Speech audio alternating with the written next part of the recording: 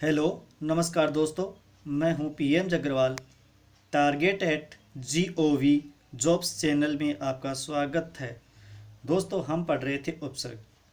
इससे पहले वाली वीडियो में हम संस्कृत के उपसर्ग पढ़ चुके हैं। आज हम पढ़ेंगे हिंदी उपसर्ग और उर्दू यानी अरबी और फारसी के उपसर्ग। दोस्तों, पहले वाली वीडियो को थोड़ा सा रिपीट करते हैं कि उपसर्ग क्या होता है। तो दोस्तों, उपसर्ग वे शब्दांश जो शब्द के पहले जुड़कर या लगकर उनका अर्थ बदल देते हैं, उपसर्ग कहलाते हैं। दोस्तों उपसर्ग के तीन भेद होते हैं: संस्कृत उपसर्ग, हिंदी उपसर्ग, अरबी और फारसी उपसर्ग यानी उर्दू के उपसर्ग। तो दोस्तों, हम संस्कृत के उपसर्ग पहले वाली वीडियो में पढ़ चुके हैं। आज पढ़ेंगे हिंदी के उपसर्ग और उर्दू के उपसर्ग। तो देखते हैं हिंदी उपसर्ग। हिंदी उपसर्ग हिंदी उपसर्ग तद्भव शब्दों के साथ जुड़कर नए शब्दों का निर्माण करते हैं। दोस्तों, तद्भव शब्द हम जानते हैं कि संस्कृत के वे शब्द जो हिंदी में धीरे धीरे आते रूप परिवर्तन हो गया, वे तत्सव शब्द कहलाते हैं। तो यानी हिंदी उपसर्ग तद्भव शब्दों के साथ जुड़कर नए शब्दों का निर्माण करते हैं, वो हिंदी उपसर्ग कहलाते हैं। जैसे उपसर्ग बनाते समय शब्दांश और मूल शब्द यानी उपसर्ग और मूल शब्द दोनों मिलते हैं, दोनों जुड़ते हैं, तो क्या बनता है? नया शब्द यानी उपसर्ग सहित शब्द। तो यहाँ पे एक उदाहरण देके बताते हैं। देखो, ए उपसर्ग है, सत्य मूल शब्द है। सत्य मूल शब्द है। शब्दांश और मूल शब्द दोनों जुड़कर एक नए शब्द बनाता है, अर्थात ए प्लस सत्य बना असत्य। तो दोस्तों, यहाँ पर कहने ये जा रहा हूँ कि उपसर्ग से बनने वाले शब्द का अर्थ वही होता है, इन दोनों टुकड़ों का होता है। यानी ए का अर्थ क्या होता है? नहीं। सत्य का अर्थ क्या होता है? सच। ए का अर्थ होता है नहीं, सत्य का अर्थ होता है सच, अर्थात जो सच नहीं है। सत्य का अर्थ भी यही है कि जो सच नहीं है। तो ए प्लस सत्य, ए का अर्थ है नहीं, सत्य का अर्थ है सच। जो सच नहीं है, जो सत्य नहीं है, इन दोनों को जब जोड़ते हैं तो असत्य बनता है। तो असत्य का अर्थ भी यही है, जो सच नहीं है। तो दोस्तों, यहाँ पे लिखा है उपसर्ग से बनने वाले शब्द का अर्थ वही होता है जो इन दोनों टुकड़ों का होता है, यानी शब्दांश और मूल शब्द का अर्थ होता है वही, इन दोनों को मिलने के बाद में यानी नए शब्द का अर्थ वही होता है। देखो, उपसर्ग से बनने वाले शब्द का अर्थ वही होता है, उपसर्ग सहित बनने वाले शब्द का अर्थ वही होता है जो इन दोनों टुकड़ों का होता है। देखते हैं एक और उदाहरण आगे। देखो, यहाँ पर है अन उपसर्ग है, पढ़ शब्द है। तो अन का अर्थ होता है नहीं, पढ़ का अर्थ होता है पढ़ना। पढ़ का अर्थ है पढ़ना, अन का अर्थ है नहीं। तो अन और पढ़ का नया शब्द बना तो बना अनपढ़। तो अन प्लस पढ़, इन दोनों का अर्थ भी है जो पढ़ना लिखना नहीं जानता, और अनपढ़ का अर्थ है जो पढ़ना नहीं जानता हो। अनपढ़ का अर्थ भी वही है, जो पढ़ना नहीं जानता हो। तो उपसर्ग से बनने वाले शब्द का अर्थ भी वही है, उपसर्ग सहित यानी जो नया शब्द बना उसका अर्थ भी वही है जो इन दोनों टुकड़ों का यानी शब्दांश और शब्द से मिलकर बनता है। कि दोस्तों, यहाँ पर क्या नहीं है? क्या नहीं है? दोनों टुकड़ों से मिलकर बनता है, दोनों टुकड़ों से मिलकर बनता है, वो होता है नया शब्द यानी उपसर्ग सहित। तो देखते हैं हिंदी के उपसर्ग। अब हिंदी के उपसर्ग देखो, सबसे पहला है अध। अध का अर्थ होता है आधा। लिखा, लिखे के साथ में यानी पहले अध जुड़ गया तो लिखा पूरा लिखा हुआ, आधा जुड़ गया तो आधा लिखा हुआ, तो अध उपसर्ग सहित क्या हो गया? आधा लिखा हुआ। ऐसे ही पका, पका हुआ, अध पका आधा पका हुआ। जला, जला हुआ, अध जला आधा जला हुआ। खिला, खिला हुआ, अध खिला आधा खिला हुआ। मरा, अध मरा। ऐसे ही अन, अन उपसर्ग है और इसका अर्थ होता है नहीं, इसका अर्थ होता है नहीं। जान के साथ में अन लगा दिया, जान जानकार, अनजान जो किसी को नहीं जानता हो।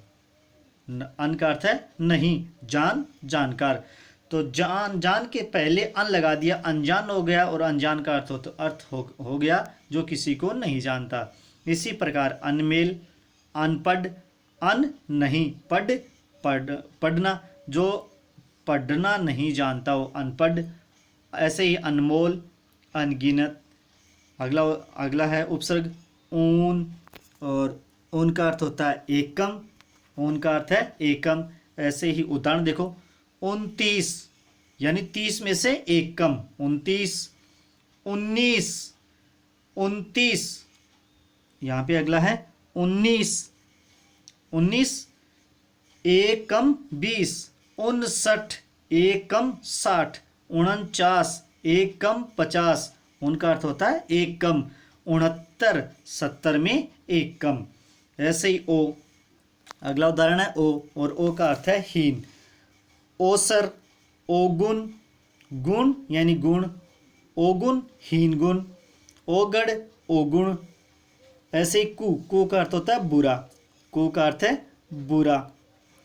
कुमार्ग, कुरूप, कुक्रम, कुमति, कुपुत्र, कुदृष्टि।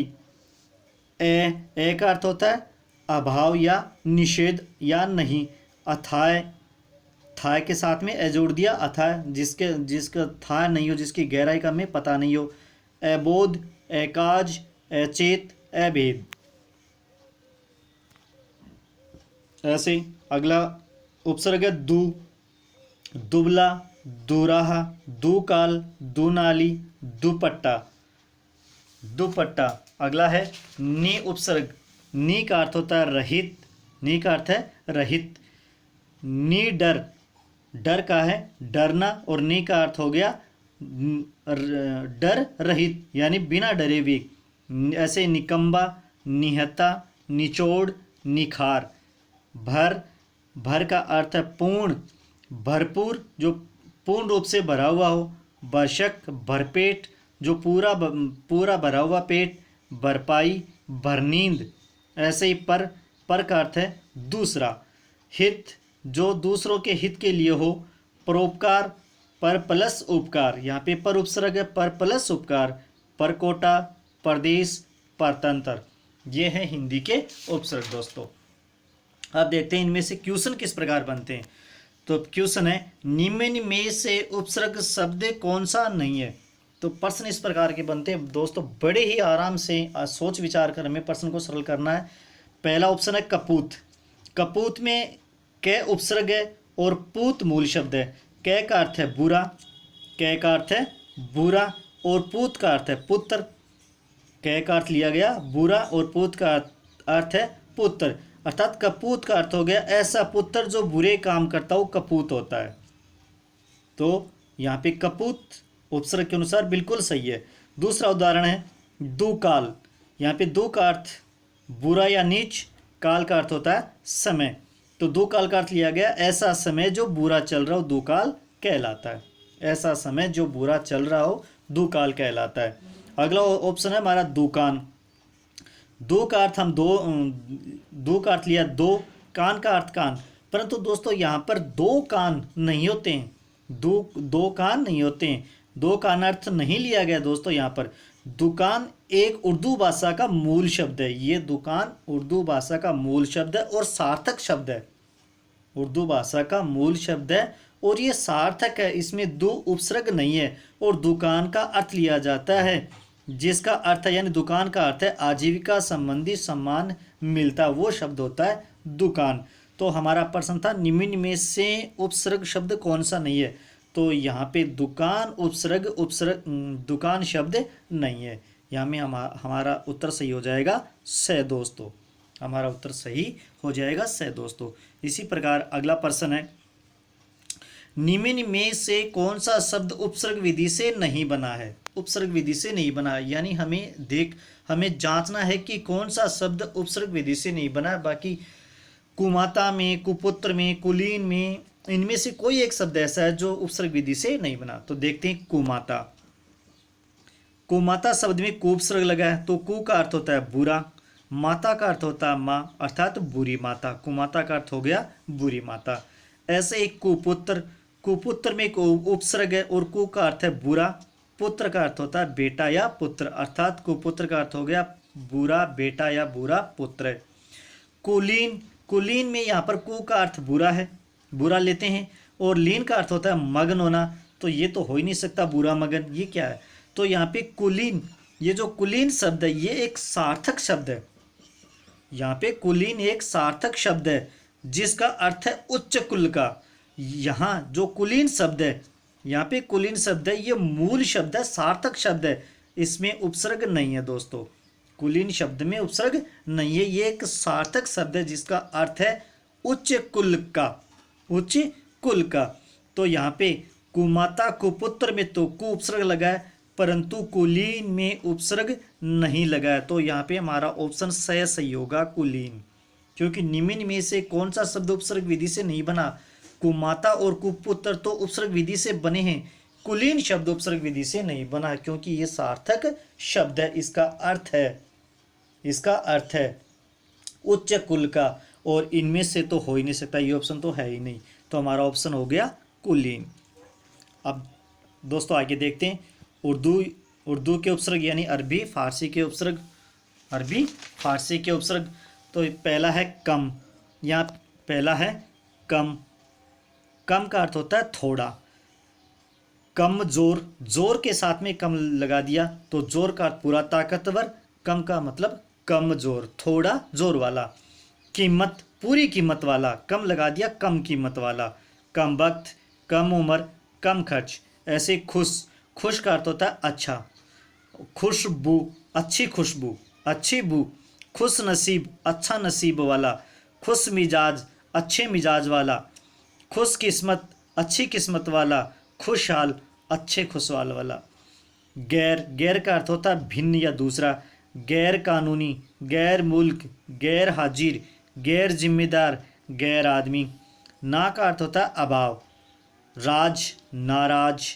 लायक, नालायक। अभाव है ना का अर्थ लिया गया अभाव।